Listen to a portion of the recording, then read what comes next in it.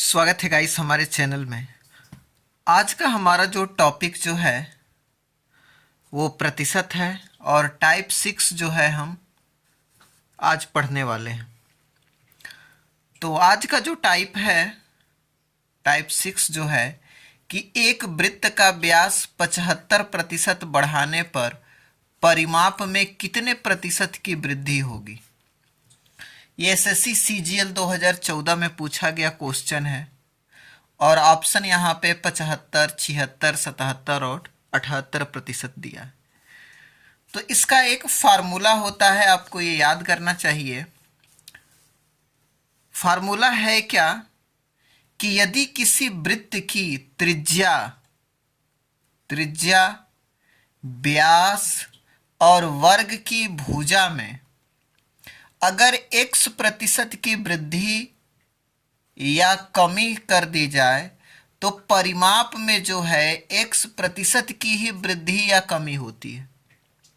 यानी कहने का मतलब ये है कि यदि किसी वृत्त की त्रिज्या व्यास और वर्ग की भुजा में अगर x% की वृद्धि यानी जितनी भी वृद्धि करेंगे 5%, 10% वृद्धि करेंगे या कमी करेंगे तो उसके परिमाप में ही उतने ही प्रतिशत, अगर यहाँ पे आपने 5% किया है वृद्धि या कमी तो यहाँ भी 5% वृद्धि या कमी परिमाप में भी होगा।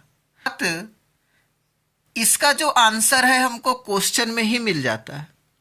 जैसे यहाँ पे दे दिया है 75%, तो इसका आंसर जो है 75% ही हो जाएगा। बस आपको क्वेश्चन पढ़ना है और ट्रिक लगाना है, क्योंकि ये वृत्त का व्यास है।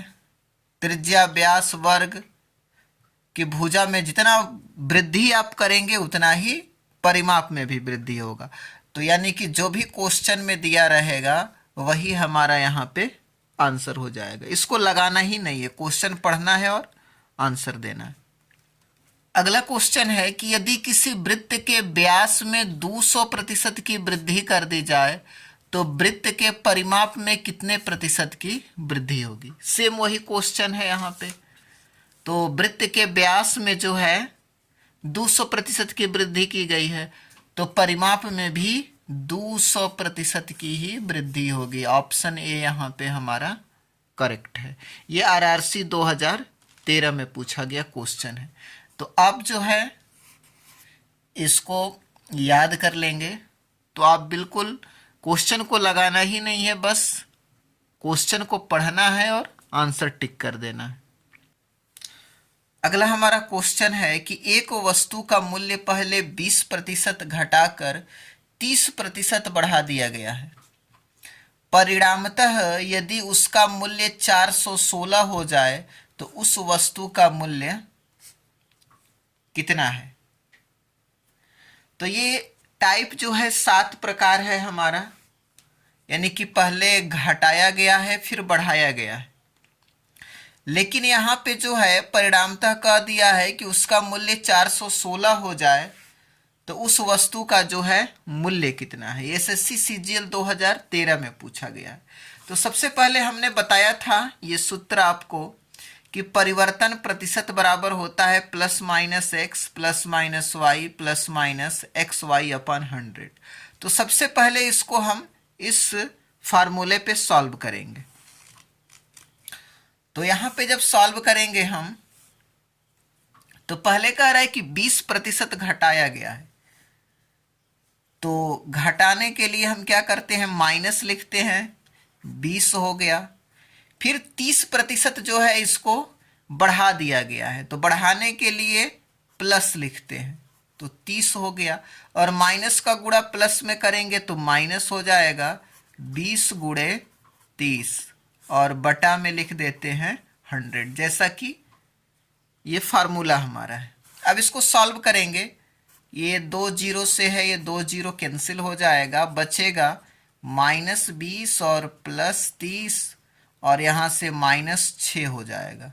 30 में से 20 जाएगा, बचेगा हमारा 10 और -6 यानी 4% बचेगा। अब मान लेते हैं कि प्रारंभिक मूल्य जो है, प्रारंभिक मूल्य हम मान लेते हैं कि 100% था, तो यहां से हो जाएगा 100 + 4 यानी 104%। तो यहाँ पे जो है 104% जो है ये किसके बराबर है? 416 के बराबर है। तो 1% जो है हमारा 416 बटा के 104 हो जाएगा। तो यहां से पूरा हमको निकालना कितना है? 100% निकालना है, प्रारंभिक मूल्य निकालना है। तो 416 बटा के 104 और गुणे कर देंगे 100 यहाँ पे। अब इसको जो है कैंसिल करेंगे, हम कटाएंगे इसको। तो कटाएंगे तो यहाँ पे 2 से कटा देते हैं इसको और 2 से इसको कटाते हैं। तो ये आ जाएगा 2 दूना के 4 और 2 आठे 16 और 2 पचे 10, 2 दूना के 4। फिर इसको अगर कटाते हैं तो 2 एकम 2, 104 हो जाएगा। 2 से कटाएंगे 2 दूना के 4 और 2 छका 12 हो जाएगा। फिर 2 से कटाएंगे 2 पंचे 10 और 2 दूना के 4 हो जाएगा। 2 से कटाएंगे 13 और 13 से 52 को कटाएंगे 4 बार में कटेगा। तो अब 4 का गुणा 100 में कर देंगे तो हमारा आ जाएगा 400। तो ऑप्शन जो है हमारा यहाँ पे बी वाला जो ऑप्शन है हमारा करेक्ट हो जाएगा। टाइप यहाँ पे 8 है कि यदि किसी घन की भुजा को 20% बढ़ा दिया जाए तो घन के आयतन में कितने प्रतिशत की वृद्धि होगी? ये यूपी पीसीएस मेन 2015 में पूछा गया क्वेश्चन है। तो इस सवाल को जो है सबसे पहले घन का जो है, घन का आयतन जो है, घन का आयतन होता है भुजा का क्यूब, यानी भुजा के पावर 3 होता है। तो हम मान लेते हैं कि माना प्रारंभिक जो है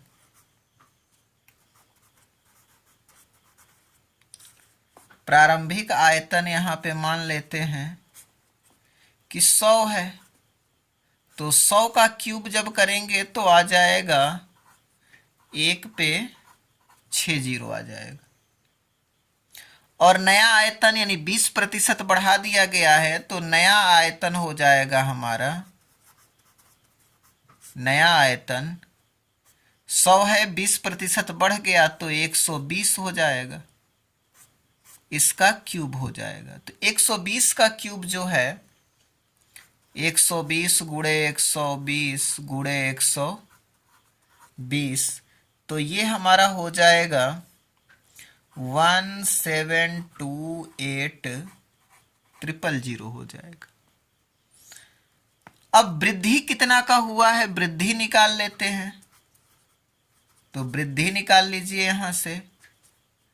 तो 1728000 और माइनस 1 पे जो है 6 जीरो माइनस करेंगे तो हमारा बस बचेगा कितना, 72800 बचेगा। अब ये कह रहा है कि प्रतिशत की वृद्धि यानी वृद्धि प्रतिशत। तो वृद्धि प्रतिशत का यहाँ पे फार्मूला होता है वृद्धि प्रतिशत बराबर वृद्धि अपान के प्रारंभिक आयतन गुणे 100 होता है। तो वृद्धि प्रतिशत निकाल लेते हैं। वृद्धि प्रतिशत बराबर यहाँ पे जो है फार्मूला वृद्धि यानी वृद्धि कितना का हुआ है 72800 अपान के प्रारंभिक आयतन। प्रारंभिक आयतन कितना था तो 1 पे 6 जीरो था, तो 1 पे जो है 6 जीरो यहाँ पे लगा देते हैं और इनटू में जो है 100 हो गया। तो 00 से 00 कटा देते हैं, 3 जीरो से जो है ये 3 जीरो जो है हमारा कट जाएगा। बचेगा कितना 728 अपान के 10 और जब 10 से भाग देंगे तो 72 पॉइंट यहाँ पे 8 लग जाएगा, यानी एक अंक के बाद यहाँ पे दशमलव। तो इतने प्रतिशत की जो है यहाँ पे वृद्धि हुई है। तो यहाँ पे जो है हमारा 72.8 यानी डी ऑप्शन जो है यहाँ पे हमारा सही हो जाएगा। अगला क्वेश्चन है कि एक घनाभ आकार वाले कमरे की लंबाई, चौड़ाई और ऊंचाई में क्रमशः 10%, 20% और 50% की वृद्धि की जाती है, तो उसके आयतन में होने वाली प्रतिशत वृद्धि जो है ज्ञात करना है। ये भी यूपी पीसीएस 2015 में पूछा गया क्वेश्चन है। तो इसको भी सेम वैसे ही लगाएंगे। सबसे पहले हमको पता होना चाहिए कि घनाभ का आयतन क्या होता है। तो घनाभ का आयतन जो है लंबाई गुणे चौड़ाई गुणे ऊंचाई होता है। तो सेम वैसे ही मानेंगे कि माना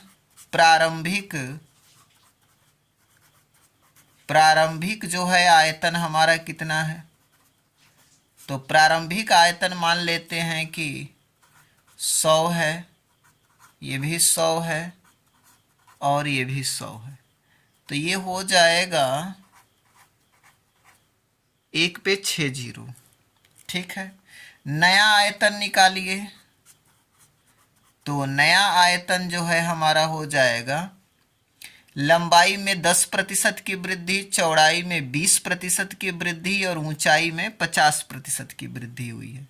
यानी लंबाई में जो है 110 हो जाएगा, चौड़ाई में 120 हो जाएगा और ऊंचाई में 150 हो जाएगा। अब इसका मल्टीप्लाई कर देंगे तो 198,000 आ गया। अब वृद्धि देखेंगे कि वृद्धि कितनी है, तो 198,000 और माइनस कर देंगे 1 पे 6 जीरो। तो हमारा यहाँ से आ जाएगा 98 और यहाँ 40। अब हमको वृद्धि प्रतिशत ज्ञात करना है। तो सेम वही फार्मूला लगाएंगे, वृद्धि प्रतिशत बराबर वृद्धि अपान के प्रारंभिक आयतन गुणे 100। इसी पे इसको सॉल्व करेंगे।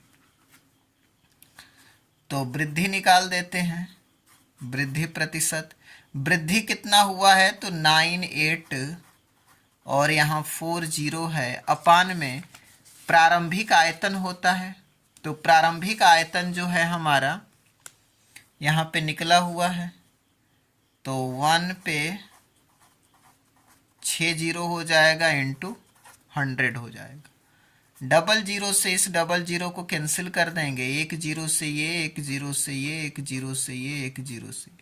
बचा कितना हमारा 98%। तो यही जो है हमारा आंसर हो जाएगा, यानी सी वाला जो है हमारा आंसर करेक्ट है। तो गाइस वीडियो कैसा लगा कमेंट सेक्शन में ज़रूर बताएं, और चैनल पे नए हैं तो चैनल को ज़रूर सब्सक्राइब करें, दोस्तों को शेयर करें। तो मिलते हैं एक और वीडियो के साथ। Thanks for watching this video.